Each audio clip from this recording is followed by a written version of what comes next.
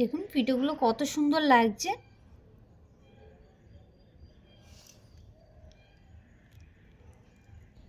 আর দেখুন ভিতরটা কত সুন্দর রসালো হয়েছে।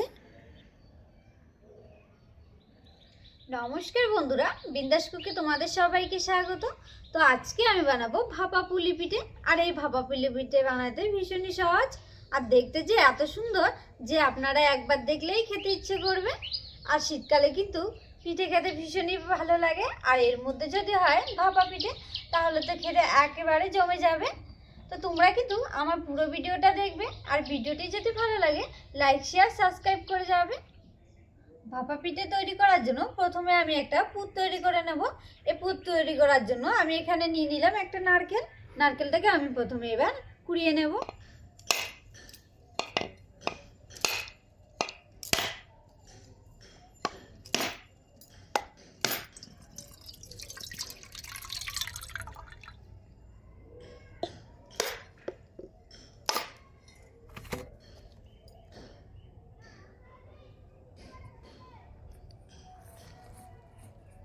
নারকেলটাকে আমি ফাটিয়ে নিয়েছি, এবার আমি এটাকে কুড়িয়ে নেব।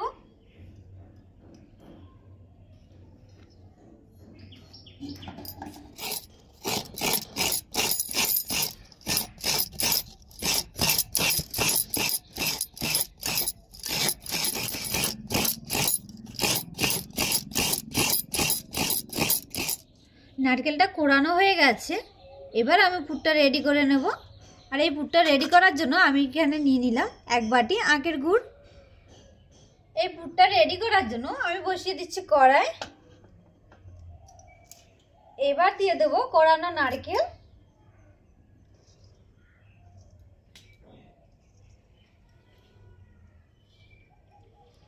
এবার এর মধ্যে দিয়ে দেবো আখের গুড়, আর এর মধ্যে কিছু দেব না।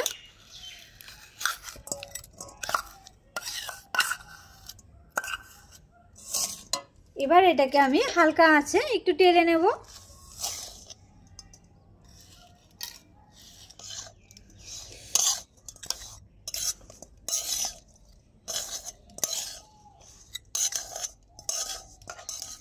আর এই নারকেলের পুরটাকে কিন্তু ঘন ঘন নাড়াচাড়া করতে হবে, নয়তো কিন্তু নিচে পুড়ে যাবে।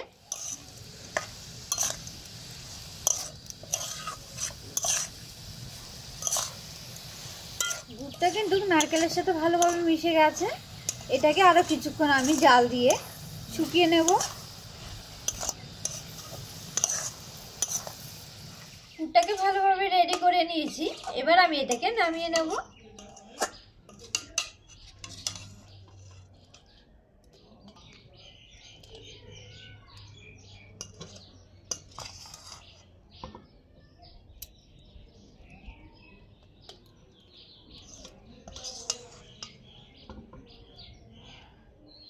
এবার আমি পুলির জন্য চালের গুঁড়ির একটা ডো তৈরি করে নেব। এর জন্য দিয়ে দিচ্ছি এখানে অল্প পরিমাণে জল। এই জলটাকে আমি একটু গরম করে নেব। জলটা গরম হয়ে গেছে, এবার এর মধ্যে দিয়ে দিচ্ছি স্বাদ অনুসারে লবণ। এই লবণটা দিয়ে আমি ভালো করে মিশিয়ে নেব। জলটা ফুটে উঠেছে, এবার এর মধ্যে দিয়ে দেবো 1.5 বাটির মতো চালের গুঁড়ি।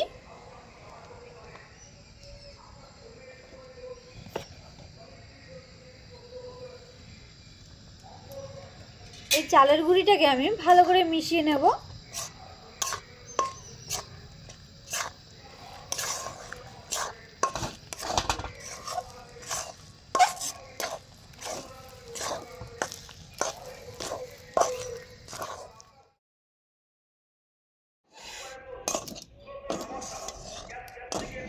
চালের গুঁড়িটাকে ভালো করে মিশিয়ে নিয়েছি, এবার আমি এটাকে ঢাকনা দিয়ে 10 মিনিটের মতো রেস্টে রেখে দেবো।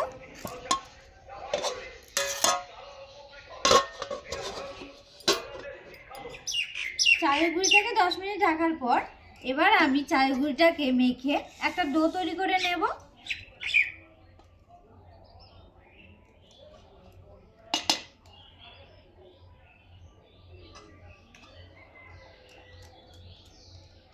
এবার চালের গুঁড়িটাকে ভালো করে মেখে নেব।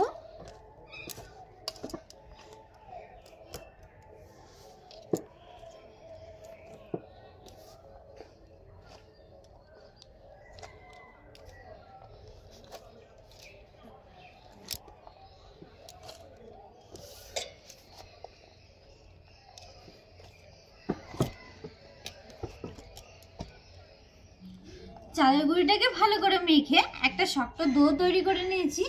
এবার এটা থেকে আমি দুটো লেচি কেটে নেব।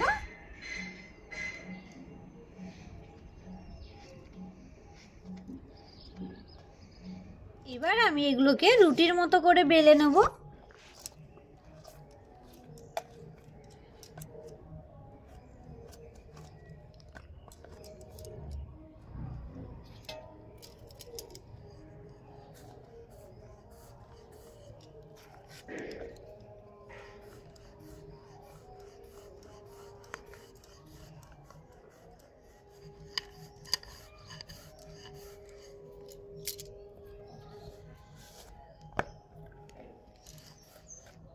এই রুটিটাকে আমি ঠিক এরকম মোটা করে বেলে নিয়েছি, আর এটাকে কেটে আমি চৌকো করে নেব।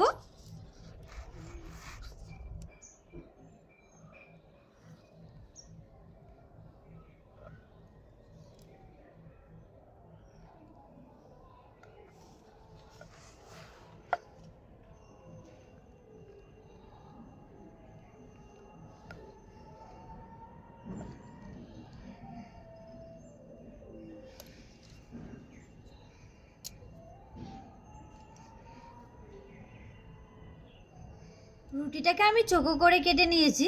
এবার এর উপরে আমি পুরটা দিয়ে একটা রোল করে নেব। এবার এর মধ্যে দিয়ে দেবো পুরটা দিয়ে ভালো করে ছড়িয়ে দিতে হবে।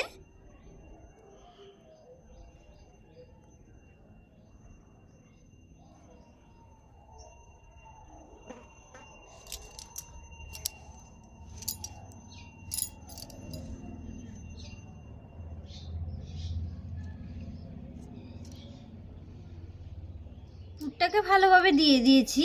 এবার আমি এটাকে রোল করে নেব।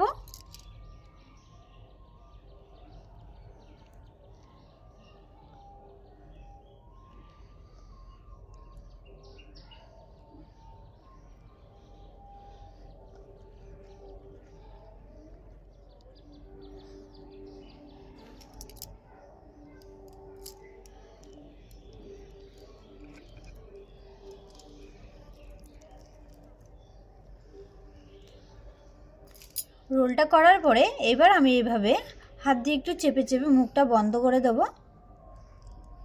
তাহলে এটা খুলে যাবে না। দেখুন রোলটা কত সুন্দর হয়েছে। আর এইভাবে করে আমি সব পিঠেগুলো তৈরি করে নেব।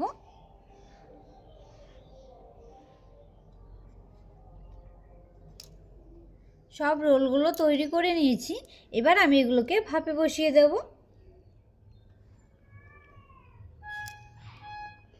পিঠেগুলো ভাপে বসানোর জন্য আমি নিয়েছি এরকম একটা হাঁড়ির মধ্যে প্রথমে আমি এরকম একটা নেট বেঁধে দিয়েছি।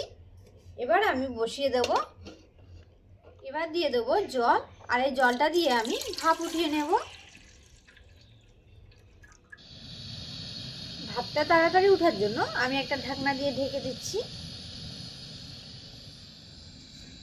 জলের ভাপটা তৈরি হয়ে গেছে। এবার আমি এর মধ্যে পিঠেগুলো বসিয়ে দেব।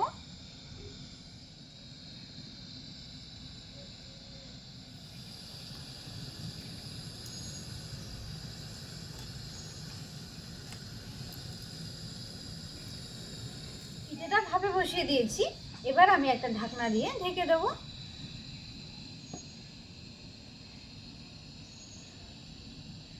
আর এই পিঠেগুলোকে আমি 10 থেকে 15 মিনিটের মতো ভাপে বসিয়ে রাখবো। পিঠেগুলো বসিয়েছি, 10 মিনিট হয়ে গেছে। এবার আমি ঢাকনাটা উঠিয়ে নিয়েছি। এই পিঠেগুলো দেখুন কত সুন্দর হয়েছে। এগুলো যদি ঠান্ডা হয় তারপরে আমি নামিয়ে নেব। পিঠেগুলো ঠান্ডা হয়ে গেছে। এবার আমি একটা থালার মধ্যে নিয়ে নিচ্ছি।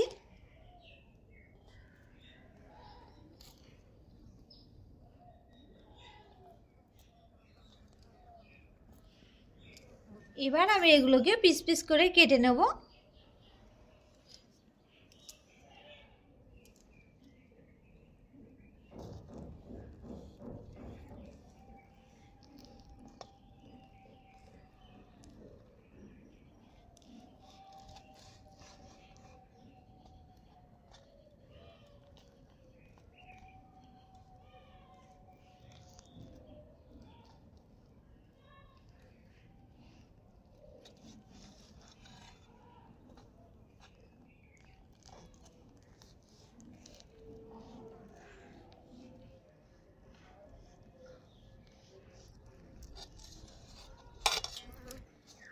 দেখুন পিঠেগুলো কত সুন্দর লাগছে। আর এই রোলটা আমার কাটা হয়ে গেছে, আরেকটা রোল আমি এইভাবে করে কেটে নেব।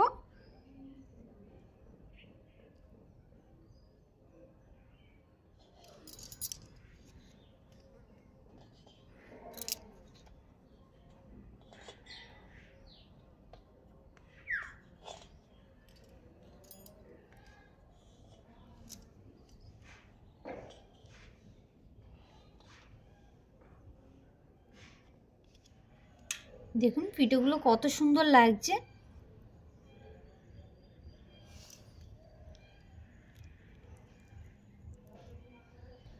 আর দেখুন ভিতরটা কত সুন্দর রসালো হয়েছে। আজকে আমি খুব সহজে ভাপা পুলি তৈরি করে দেখিয়েছি। আর তোমাদের যদি ভিডিওটি ভালো লাগে লাইক শেয়ার সাবস্ক্রাইব করে যাবে।